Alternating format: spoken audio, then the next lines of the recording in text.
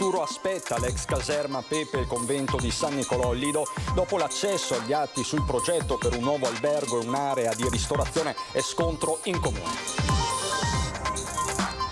Zaia a riaprire ma con gradualità, tenendo alta l'attenzione. Intanto nuovi rallentamenti nel rifornimento dei vaccini. Questa settimana non arriveranno né Moderna né AstraZeneca.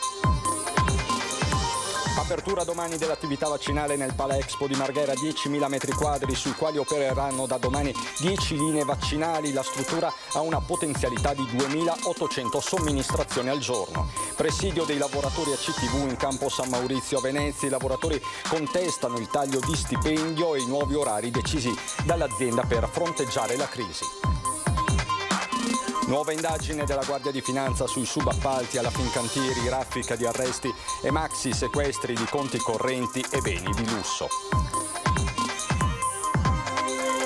Ecobonus 2021 e boom di richieste nel veneziano, con il Veneto che si attesta prima regione in Italia per interventi volano per la ripartenza del settore delle costruzioni. Un esemplare di cervo fotografato e filmato sulle sponde del Piave, non a ridosso delle montagne ma in pianura ai confini tra le province di Treviso e Venezia.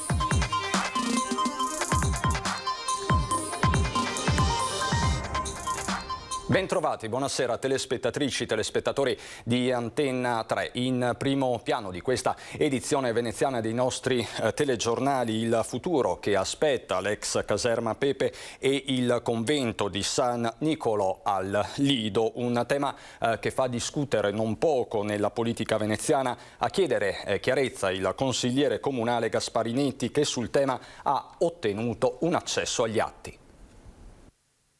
Cosa c'entra la tangenziale di Mestre con il futuro del millenario ex convento di San Nicolò e dell'ex caserma Pepe del Lido di Venezia? Il progetto attorno alle due storiche strutture, una di proprietà comunale e l'altra demaniale, porta anche qui. Tra gli attori del progetto c'è infatti anche una casa delle piccole e medie imprese italo-cinese, il cui rappresentante per il Veneto, impegnato quindi in un progetto stimato attorno ai 54 milioni di euro, e un 28enne che secondo l'anagrafe abita qui. Risulta residente effettivamente nel comune di Venezia, in un condominio con vista sulla tangenziale. In questo condominio ci sono varie persone di nazionalità straniera, però guardando sul campanello il cognome di questo imprenditore non c'è. All'indirizzo indicato all'anagrafe comunale risulta invece residente, o comunque risulta sul campanello, una persona di nazionalità albanese. Il consigliere comunale Marco Gasparinetti sta cercando di fare chiarezza in una vicenda che alla casa delle piccole e medie imprese italo-cinesi somma una onlus per lo sviluppo sostenibile e la lotta contro la povertà nel Mar Mediterraneo e nel Mar Nero, creata da un dipendente comunale ora passato alla municipalità del Lido. Non sembra un'impresa facile, visto che nel maggio 2019 due interrogazioni in comune sulla ex caserma Pepe non avevano ricevuto risposta, e non solo. Consigliere comunale Rocco Fiano nella passata legislatura aveva introdotto una regolare richiesta di accesso agli atti. Gli è stato detto no, non puoi perché ci sono dei segreti. Interessante. Una seconda richiesta di accesso agli atti presentata da una giornalista di un importante quotidiano, e alla giornalista è stato detto no, non puoi vedere le carte. Un'associazione di cui non posso fare il nome a sua volta ha fatto una richiesta di accesso agli atti e le è stato risposto no, non puoi. Quell'accesso agli atti è riuscito a farlo Gasparinetti, secondo il quale il progetto di destinazione ed uso finale delle due storiche strutture appare chiaro. Ci sono altre cose che purtroppo fanno pensare che il vero obiettivo sia di fare attività ricettiva nella caserma, che ospitava 2000 fanti da mar, quindi spazio ce n'è, camerate o camere ce ne sono, e ristorazione nel monastero, quindi il monastero ristorante e la caserma albergo. Gasparinetti chiede chiarezza. Venezia conta negli ultimi anni diversi precedenti con l'imprenditoria orientale, non tutti andati a buon fine. Palazzo Pari Papadopoli e Palazzo Donà, quindi sede del comando della Polizia Municipale e la sede dei servizi sociali, sono stati venduti dal Comune di Venezia a un imprenditore che doveva fare degli alberghi. Gli alberghi non ci sono, i fornitori non sono stati pagati, l'acquirente è sparito. Palazzo Pisani Moretta era stato acquistato da un'imprenditrice cinese che di professione faceva in realtà la professoressa. Ha pagato la caparra, non ha mai pagato il saldo, ha lasciato la caparra sul piatto e sono milioni di euro. È una vicenda quantomeno strana, e Palazzo Pisani Moretta non è stato poi venduto a chi diceva di avere i soldi per comprarlo. Riaprire ma con gradualità, così il governatore del Veneto Luca Zaia oggi nel primo giorno arancione per il Veneto. Poi Zaia ha parlato di vaccini con nuovi rallentamenti. Questa settimana non arriveranno né AstraZeneca né Moderna.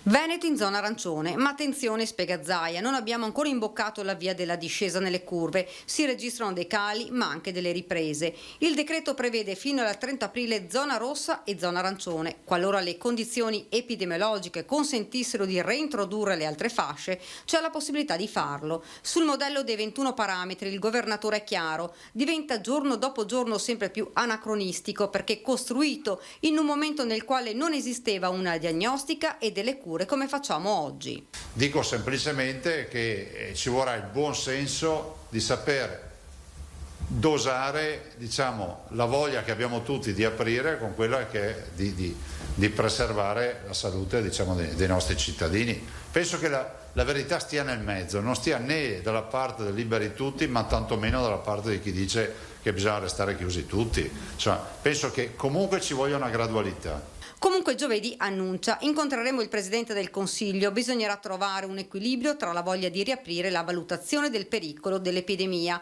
Sul fronte vaccini l'ennesimo rallentamento. Questa settimana arriva solo Pfizer, non arriva né Moderna né AstraZeneca, quindi sono arrivate, noi abbiamo previsioni solo di queste 125.000 di Pfizer. Restano le dosi avanzate. Voglio dirvi solo che abbiamo 39.547 Moderna e 99.429 AstraZeneca. In totale stamattina all'apertura dei cancelli, per dire, avevamo 132.371 dosi. Intanto a livello internazionale tiene banco il caso AstraZeneca, che potrebbe sparigliare di nuovo le carte in tavola. Sulle trombosi post-vaccino ulteriori approfondimenti fanno dire ad EMA, Agenzia Europea per il Farmaco, che il nesso esiste, anche se non è chiaro quale sia il meccanismo. L'Italia sta valutando limiti di età per la somministrazione, ma non per il richiamo, mentre il ministro Speranza è pronto a rivedere le categorie.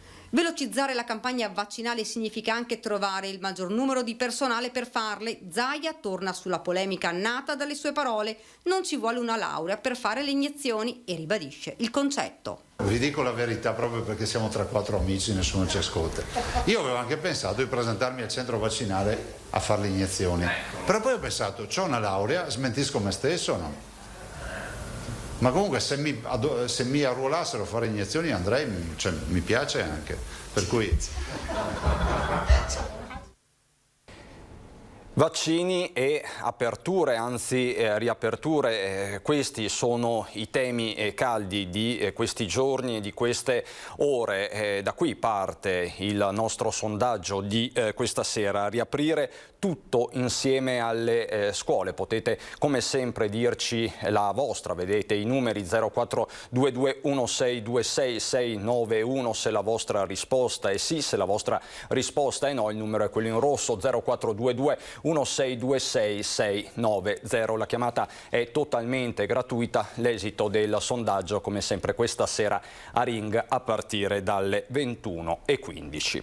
Apertura domani intanto dell'attività vaccinale nel Pala Expo nell'area del Parco Scientifico Tecnologico a Marghera. Nella vasta struttura da 10.000 metri quadrati operano da domani 10 linee vaccinali, 20 postazioni per le anamnesi, 6 per le pratiche amministrative per l'appuntamento per il richiamo. La struttura ha una potenzialità di 2.800 somministrazioni al giorno. Il nuovo grande hub vaccinale, spiega il direttore generale Contato, il direttore generale dell'ULSS 3 Serenissima. Quello che ci serviva, dice ancora, dal punto di vista delle dimensioni per garantire ai cittadini un luogo in cui accogliere gli utenti in sicurezza e senza i disagi inevitabili nelle piccole sedi e per macinare operatività. Queste le parole della direzione generale dell'ULSS 3. Questa sera non vi mostro il report, il secondo report di giornata del della Regione del Veneto con azienda zero, la tabella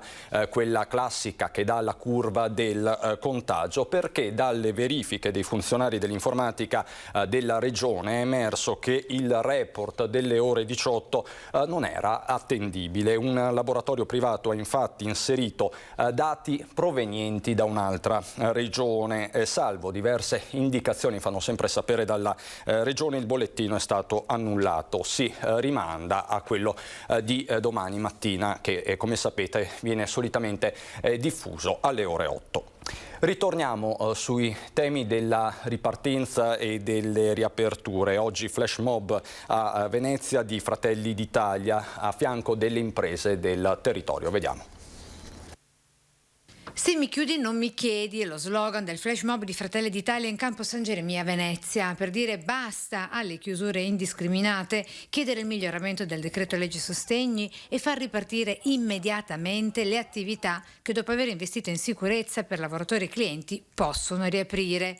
Iniziativa per presentare gli emendamenti a modifica del citato decreto legge. Venerdì scade il termine per gli emendamenti e quindi Fratelli d'Italia ha deciso di raccogliere delle settimane scorse tutte quelle che sono le indicazioni, le proposte, i suggerimenti, le critiche da parte delle associazioni di categoria del nostro territorio e stamattina abbiamo fatto una riunione, le abbiamo consegnate ai nostri parlamentari perché possano modificare in modo sensibile quel decreto sostegni che pare sostegni ne dia ben pochi. Più che sostegni, spiccioli, dicono, per il commercio in generale, in particolare per le palestre, il mondo dell'hotellerie, bar e ristoranti, solo per citarne alcuni. Stiamo parlando di percentuali che vanno dall'1 al 5% di indennizzo rispetto a perdite che sono state di centinaia di migliaia di euro. Tra i presenti alla manifestazione il coordinatore regionale, nonché senatore Luca De Carlo e Adolfo Urso, con i deputati Maria Cristina Carette e Ciro Maschio, con l'assessore regionale al lavoro Elena Donazzan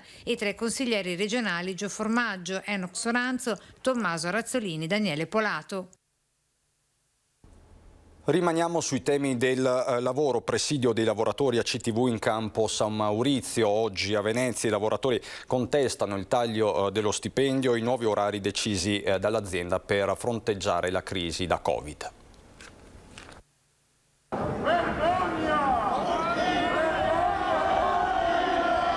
Mentre i segretari dei sindacati trasporti di CGIL, CISL, UIL, UGL, USB e CISAL sono ricevuti in prefettura, una robusta rappresentanza di dipendenti AVM e ACTV presidia il vicino campo San Maurizio.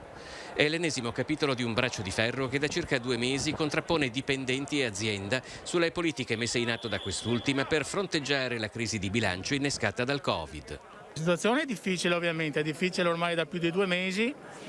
Adesso siamo qui perché speriamo che il prefetto in qualche modo ci ascolti nuovamente e vediamo se prima di domani si possa trovare una soluzione di buon senso e costruttiva e responsabile. Questo è per quello siamo qui. Alla disdetta degli accordi integrativi di secondo livello, cioè al taglio di almeno 300 euro dalle buste paga dei dipendenti, che già aveva portato a mobilitazione e scioperi, si è sommata una nuova riorganizzazione dei turni di lavoro che i sindacati giudicano ulteriormente penalizzante. La crisi la stanno pagando tutti, ma i lavoratori già da più di 1 anno a questa parte hanno già dato molto del loro, penso alle ferie, alla cassa integrazione, ai riposi mancati, eccetera.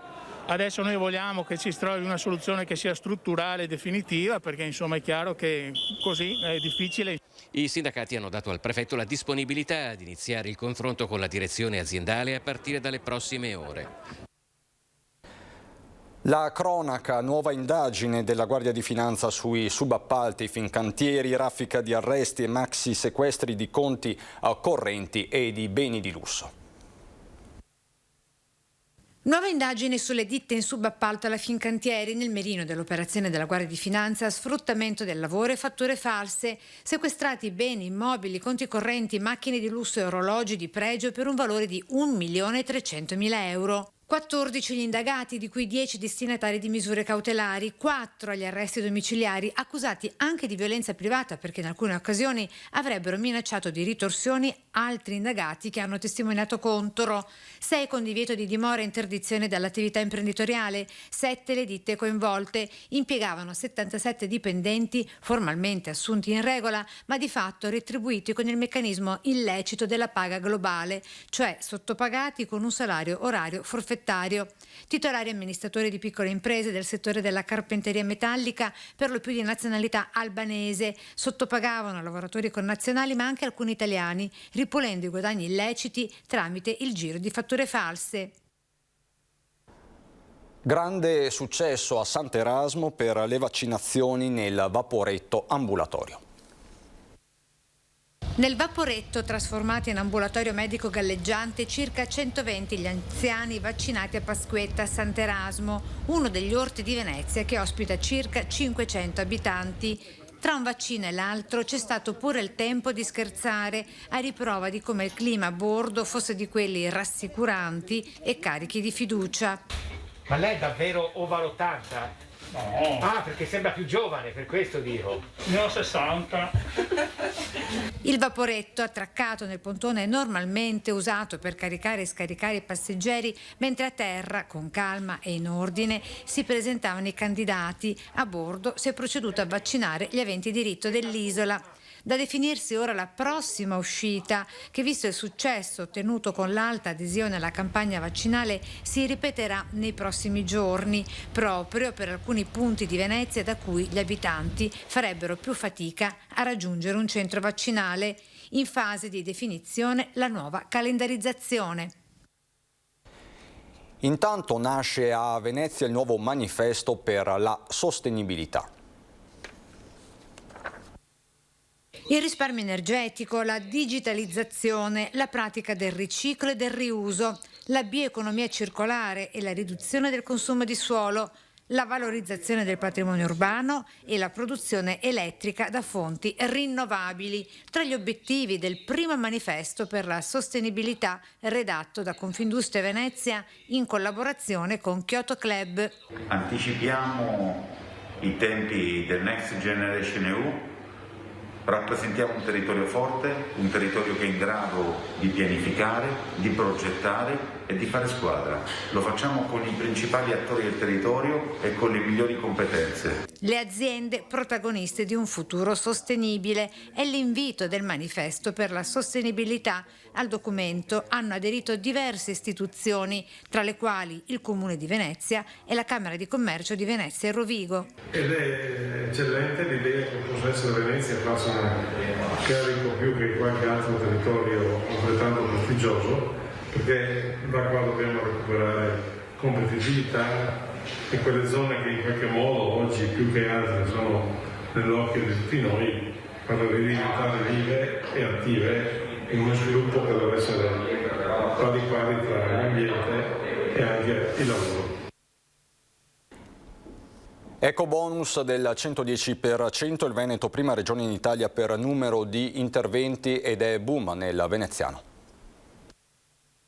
Ecobonus 2021 e boom di richieste nel veneziano, con il Veneto che si attesta prima regione in Italia per interventi. È da qui che si spera nella ripartenza del settore edile e del mondo delle costruzioni, impiantisti compresi. Il Veneto è la prima regione in Italia come in numero di interventi e nella nostra area metropolitana siamo con interventi conclusi sui 150-160 per circa una quindicina, 12-15 milioni di euro di interventi, per cui una buona partenza. Restano ancora troppi gli intoppi però di natura burocratica. Le lungaggini e le difficoltà burocratiche stanno mettendo un po' in crisi i condomini, infatti la maggior parte degli interventi riguarda bifamiliari, case singole, cioè dove si è certi che la conformità urbanistica e le carte sono più facilmente recuperabili. Da qui le richieste a Cafarsetti di Ance Venezia per superare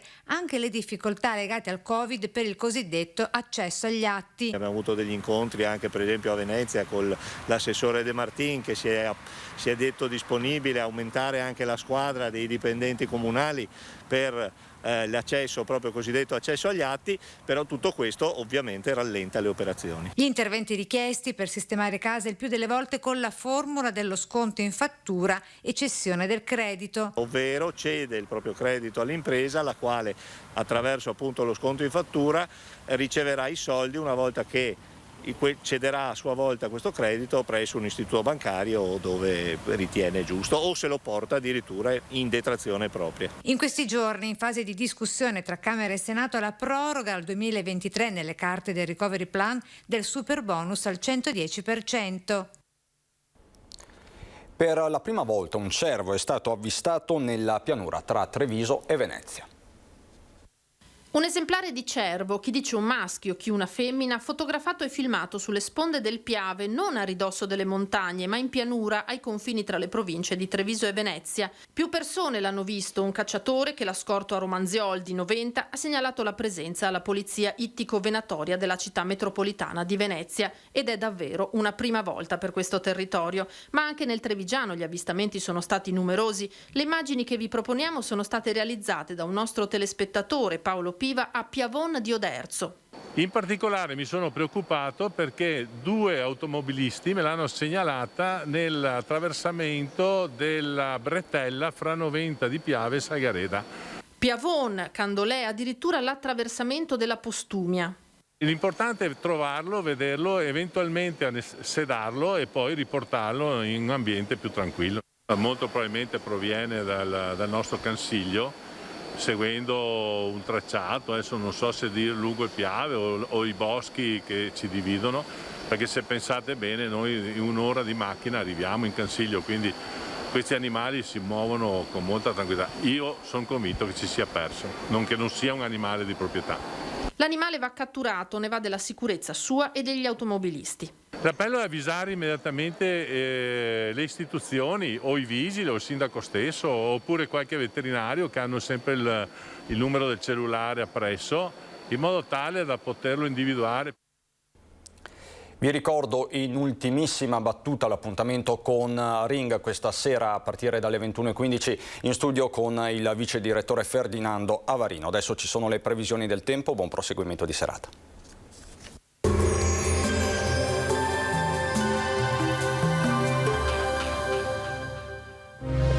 Silea Legnami, le migliori soluzioni personalizzate per la vostra casa e giardino. Bentrovati al meteo.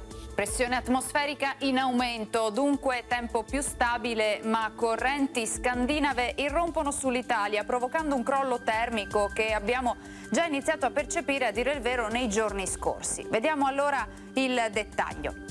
Sul Veneto la grafica di mercoledì 7 aprile mostra un ampio soleggiamento. Sulla nostra regione precipitazioni assenti. Il cielo sarà poco nuvoloso salvo per qualche addensamento irregolare. Venti ancora moderati dai quadranti occidentali. Temperature in graduale diminuzione, minime tra -3 e 3 gradi, valori massimi oscillanti invece tra i 9 e i 13 gradi all'incirca. Ci spostiamo ora sul Friuli Venezia Giulia, dove sarà un mercoledì all'insegna del bel tempo, come vediamo con tanto sole dappertutto e cielo poco nuvoloso. Temperature minime tra lo 0 e 1 grado, massime sui 10-12 gradi. E sarà soleggiato ovunque anche sul Trentino Alto Adige, qualche spruzzata di neve a bassa quota sui confini alpini. Temperature minime intorno a 1 grado, massime sui 9-11 gradi. Dal meteo di Antenna 3 per ora è tutto, grazie per l'attenzione e arrivederci.